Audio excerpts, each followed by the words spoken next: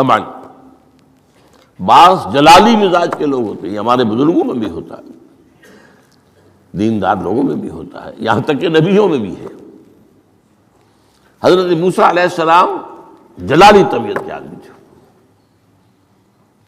آپ کو معلوم ہے ان کے واقعات کو ہمارے سامنے ہیں جو قرآن میں موجود ہیں کہ ایک قبطی کا اور ایک اسرائیلی کا جھگڑا ہو رہا تھا، اس اسرائیلی نے مدد مانگی تو حضرت موسیٰ نے ایک مکہ لگایا ہے اس قبطی کو اور اس کی جان نکال دی۔ تو ان کے غضب کا، ان کی جلالی طبیعت کا یہ عالم ہے۔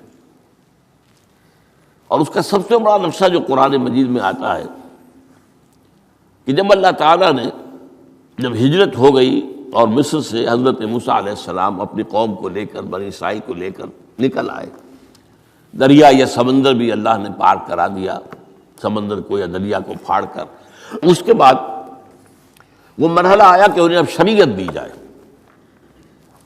اس لیے کہ اصل میں ہجرت کے بعد پھر شریعت آتی ہے۔ ہجرت سے پہلے کا وقت جو ہے وہ تو ایک کشاکش کے اندر گزرتا ہے، جیسے کہ 12 برس حضور کے مکے میں ہے، ایک کشاکش ہے جسے ہم عام طور پر کشمکش کہہ دیتے ہیں، ایک سٹرگل ہے، اس میں مصیبتیں ہیں، تکلیفیں ہیں، ماریں کھائی جا رہی ہیں وغیرہ وغیرہ۔ تو ابھی کسی تفصیلی شریعت کے لیے جانے کا موقع نہیں تھا۔ نماز بھی جا کر 5 وقتہ جو ہے وہ سن 1190 میں فرض ہوئی ہے، یعنی آپ سمجھئے کہ ہجرت سے 1-1.5 سال پہلے۔ اس کے علاوہ زکوٰۃ کا کوئی نظام ابھی باقاعدہ کہ یہ اتنے میں سے اتنا کوئی نہیں۔ ہاں عام طور پر لفظ زکوٰۃ استعمال ہوا ہے، اپنے مال کو پاک کرو، پاک کرتے رہا کرو، مال میں سے صدقہ خیرات نکالتے رہا کرو، اس سے وہ مال پاک ہو جاتا ہے۔ تو اسی طریقے سے جو ہجرت آئی حضور پر، جو ہجرت کے بعد شریعت نازل ہوئی مدینہ منورہ میں، اور دورہ ترجمہ قرآن میں یہ بات واضح میں کر دیا کرتا ہوں کہ اس شریعت کا بلو پرنٹ جو ہے، یہ لفظ آپ میں سے بہت سے حضرات جانتے ہوں گے، کوئی عمارت بنانی ہو تو اس کا جو نقشہ بنتا ہے پہلا وہ ایک نیلے کاغذ پر بنتا ہے، بلو پرنٹ۔ تو بلو پرنٹ جو ہے اس شریعت محمدی علی صاحب الصلاۃ والسلام کا، وہ سورہ بقرہ میں تیار ہو گیا۔ پھر اس میں جو تفاصیل کے اور پورے جو خد و خال آئے ہیں وہ پھر سورہ نساء اور سورہ مائدہ اس کی تکمیل کی صورت۔ بہرحال جب حضرت موسیٰ کو اب اللہ تعالیٰ نے طلب کیا 40 دن کے لیے کوہ طور پر، اس کو ہم چلا بھی کہہ سکتے ہیں، 40 روز کی اللہ تعالیٰ نے ان سے ریاضت کروائی، مشقت، روزہ اور یہ کہ عبادت اور ذکر الہی۔ اس کے بعد انہیں اللہ نے تورات عطا فرما دی۔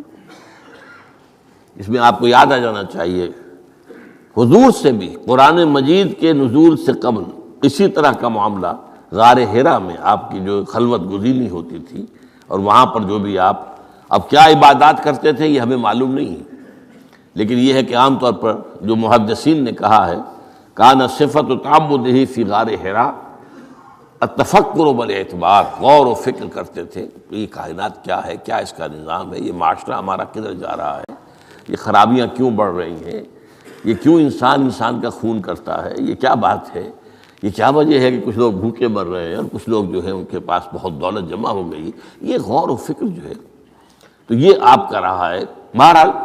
لیکن یہ کہ تخلیہ اور غار میں آپ کا قیام یہ اپنی جگہ پر ثابت ہے۔ تو اسی طریقے سے وہاں 40 دن کا معاملہ ہوا حضرت موسیٰ علیہ السلام کے ساتھ۔ اس کے بعد الواح دے دی گئیں، جو پتھر کی تختیاں تھیں ان کے اوپر جو احکام 10 ہیں، دی 10 کمانڈمنٹس، جو بنیاد ہیں۔ جیسے میں نے کہا کہ سورہ بقرہ جو ہے شریعت محمدی کی اساس ہے، تو شریعت موسوی کی اساس وہ 10 کمانڈمنٹس ہیں جو کہ پتھر کی سلوں پر لکھی ہوئی دی گئی ہیں حضرت موسیٰ علیہ السلام کو کوہ طور پر۔ اب پیچھے کیا ہوا؟ حضرت موسیٰ کی اس غیر حاضری میں سامری کو موقع مل گیا، اس نے گمراہ کرنے کے لیے ایک شعبدہ دکھایا، اور وہ شعبدہ کیا تھا؟ آل فرعون کے جو زیور وغیرہ ہوتے تھے ان لوگوں کے، وہ ان بنی اسرائیل کے لوگوں کے پاس امانت رکھا کرتے تھے، یعنی انہیں بھی اندازہ یہ تھا یہ اسرائیلی جو ہیں یہ بددیانت نہیں ہے، یہ جو ہے اس کے اندر جو ہے وہ نہیں کریں گے کوئی خیانت، خائن نہیں. بہرحال چونکہ حضرت ابراہیم کی اولاد تھے، حضرت یعقوب کی اولاد تھے، تو چاہے اور ان میں خرابیاں آ گئی ہوں گی، لیکن یہ کہ یہ اندازہ انہیں تھا کہ یہ امین لوگ ہوتے ہیں، تو ان کے پاس امانت رکھی ہوئی تھی. جب وہ نکلے وہاں سے، وہ ساری چیزیں بھی ساتھ لے کر آ گئے. اس کو کہا اس نے، سامری نے، کہ یہ پھینک دو، یہ تو نجس ہے، تمہارے لیے جائز نہیں. اس حد تک تو بات ٹھیک ہوئی. پھر ان کو پگھلا کر اور ایک بچڑے کی شکل بنا لی، اور اس کے اندر ایسا کچھ میکینزم رکھا کہ اس میں سے ہوا گزرتی تھی، اندر سے کھوکھلا تھا، تو آواز ایسی آتی تھی جیسے کہ بچڑا ڈکرا رہا ہو. انہوں نے کہا یہ ہے تمہارا خدا. یہ موسیٰ کو تو مغالطہ لگا ہے، کس غلطی فہمی کے اندر وہ پڑ گئے ہیں، کہاں گئے ہیں، کس خدا کے پاس گئے ہیں. یہ خدا تو یہ ہے تمہارا خدا، اسے پوجو. بہرحال وہاں کچھ لوگ جو ہے، کافی بڑی تعداد میں لوگوں نے پرستی شروع کر دی. اب جب اللہ نے بتایا اے موسیٰ تمہاری قوم پیچھے فتنے میں پڑ چکی ہے، اور اس کی بھی ایک عجیب بات ہے، اس بتائی دوں آپ کو، کہ حضرت موسیٰ کے لیے جو اللہ نے وقت معین کیا تھا کوہ طور پر آنے کا، آپ اس وقت مقرر سے پہلے پہنچ گئے. شوق،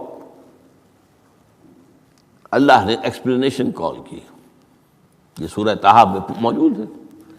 ما اعجلک عن قومک یا موسیٰ، موسیٰ یہ تم اپنی قوم کو چھوڑ کر جلدی کیوں آ گئے؟ ابھی تو وہ وقت معین نہیں آیا، کیوں آ گئے؟ اب حضرت موسیٰ تعجب سے کہتے ہیں کہ مجھے تو شاباش ملنی چاہیے تھی کہ تو میرا شوق دیکھ، میرا اشتیاق دیکھ، اور الٹی جو ہے ایکسپلینیشن کال کرنی پڑ رہی ہے. قال عجلت الیک ربی لترضی، پروردگار میں تو جلدی کر کے آیا اس لیے تو راضی ہو جائے کہ تیرے طلب کرنے پر میں وقت معین سے بھی پہلے پہنچ گیا ہوں. فرمایا نہیں، یہ اجرت جو ہے یہ ایسی خطا ہے تمہاری کہ تم نے در حقیقت جو یہ غلطی کی ہے اس کی وجہ سے سامری کو موقع مل گیا ہے کہ اس نے تمہاری قوم کو اضلهم السامری، سامری نے گمراہ کر دیا. یہ خبر پا کر اب حضرت موسیٰ علیہ السلام جب آئے ہیں واپس اپنی قوم، اس کے لیے جو الفاظ آئے ہیں یہ سورہ اعراف کے اندر ہے. فلما رجع موسیٰ الی قومہ غضبان آسفا. یہ غضبان، یہ غضب کی ایک انتہائی شکل ہے. اس وزن پر عربی زبان میں جو الفاظ آتے ہیں وہ کسی شے کی شدت کو ظاہر کرتے ہیں. انا جوعان، میں بھوک سے مرا جا رہا ہوں. انا عطشان، میں پیاس سے مرا جا رہا ہوں. اسی طرح رحمان، جس میں رحم جو ہے وہ ٹھاٹھے مارتے سمندر کے مانند ہے. تو اس وزن پر جو الفاظ آتے ہیں اسی وجہ سے غضبان، تو میں کہہ رہا تھا یہ ہے جلالی طبیعت حضرت موسیٰ علیہ السلام کی، کہ انہیں جب یہ اندازہ ہوا کہ میری قوم کے کچھ لوگ جو ہیں وہ اس طریقے سے گمراہ ہو گئے، مشرک ہو گئے. وہ شرک بھی جلی شرک، خفی شرک نہیں، باقاعدہ ایک پرستش جو ہے ہو رہی ہے ایک بچڑے کی، اسے خدا مانا جا رہا ہے. اسفا، بہت ہی متاسف. اب یہ دو الفاظ آ گئے، غضبان، اسفا. ایک جانب غضبناک اور دوسری طرف انتہائی افسوس اور رنج کی کیفیت. چنانچہ وہاں آ کر جو الفاظ قرآن مجید میں آئے ہیں اسی جلالی طبیعت کا مظہر. وَأَلْقَى الْأَلْوَاحَ، وہ جو لے کر آئے تھے تختیاں وہ تو آپ نے ڈال دی. وَأَخَذَ مِرَاسَ أَخِيهِ يَجُرُّهُ إِلَيْهِ، اپنے بھائی حضرت ہارون کا سر پکڑ کر، بلکہ داڑھی کے بعد پکڑ کر اور پیشانی کے بعد پکڑ کر گھسیٹا. یہ تم نے کیا کیا؟ میں تمہیں خلیفہ بنا کر گیا تھا یہاں، تمہارے ہوتے ہوئے اور یہ کام ہو گیا. تم کیوں نہ میرے پیچھے آ گئے مجھے بتانے کے لیے؟ بہرحال چونکہ خلیفہ بنا کر گئے تھے، انہیں رہنا تو وہاں تھا، لیکن انہوں نے کہا کہ مجھے اندیشہ یہ ہوا کہ آپ یہ کہیں گے کہ تم نے بنی اسرائیل میں تفرقہ پیدا کر دیا، اس لیے میں نے برداشت کیا. کیا کر روکتا رہا میں، لیکن یہ کہ میں نے ان کے درمیان جو ہے کوئی بہت بڑا قدم نہیں اٹھایا. لیکن بہرحال اس کے بعد جو قدم اٹھایا گیا وہاں پر وہ فیصلہ کیا گیا کہ 12 قبیلوں میں سے ہر قبیلے کے جتنے لوگوں نے یہ شرک کیا ہے اسی قبیلے کے لوگ جو توحید پر قائم رہے ہیں وہ اپنے بھائیوں کو قتل کریں اور ذبح کریں. تو تورات کی روایت کے مطابق 70,000 یہودی قتل ہوا، اور یہیں سے قتل مرتد کی سزا اسلام میں یہ قتل ہے۔